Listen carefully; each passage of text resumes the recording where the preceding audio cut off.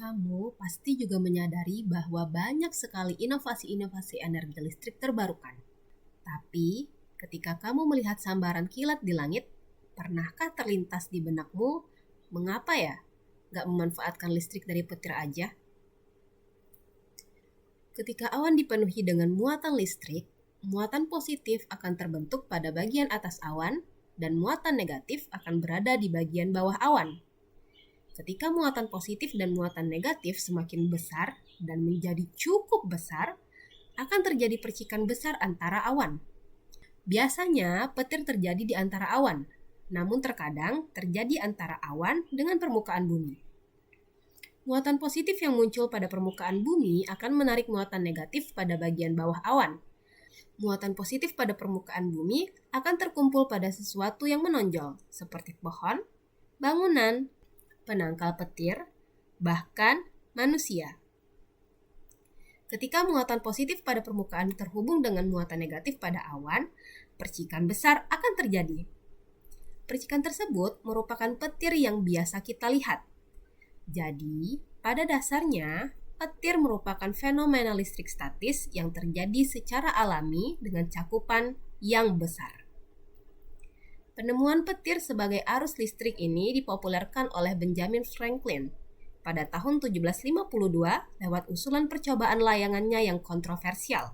Franklin mengusulkan untuk menggantung bejana Leyden, sebuah alat untuk menyimpan arus listrik pada benang sutra layangan yang diterbangkan ketika cuaca berpetir. Meskipun hanya berlangsung sekejap saja, tapi satu sambaran petir mengandung 5 miliar joule energi. Ini cukup untuk memberi daya pada rumah tangga selama sebulan. Saat terjadi sambaran petir, suhu di udara akan meningkat menjadi sekitar 8.300 derajat Celcius hingga 33.300 derajat Celcius.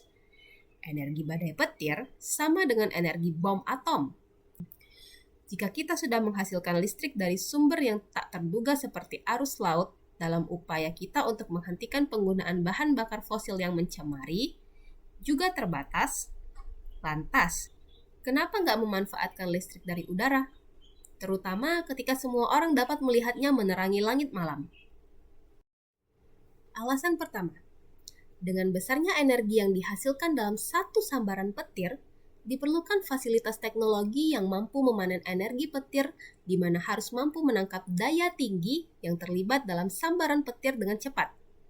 Sistem pengaman yang bagus juga sangat diperlukan, mengingat besarnya energi yang dihasilkan, sehingga apabila terjadi malfungsi, tidak merusak seluruh sistem dan membahayakan manusia. Beberapa skema penelitian telah dilakukan. Petir merupakan fenomena alam yang tidak dapat kita setting. Petir terjadi secara alami dan tidak ada tempat pasti di mana petir akan terjadi.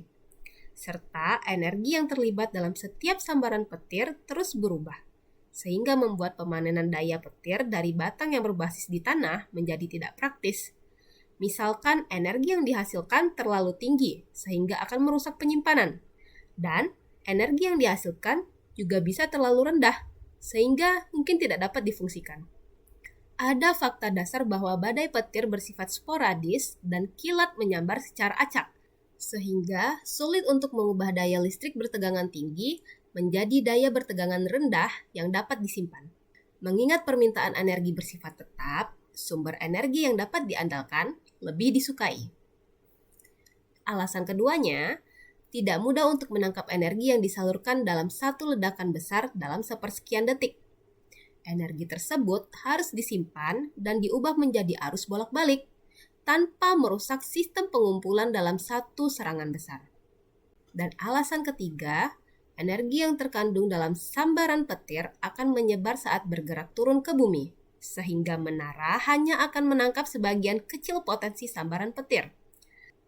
Pada akhirnya, kecuali jika teknologi yang dapat menangkap energi dari petir dikembangkan sebelum menyambar, mungkin lebih baik untuk fokus pada sumber energi lain yang lebih duniawi.